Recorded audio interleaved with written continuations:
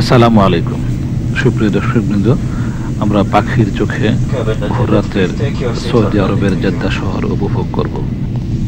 ইসলামের পবিত্র শহর মক্কা ও মদিনার প্রবেশদ্বার হিসেবে বিবেচিত এই জেদ্দা শহর হয়ে বিশ্বের লাখ লাখ উমরা ও হজযাত্রী মক্কায় প্রবেশ করেন।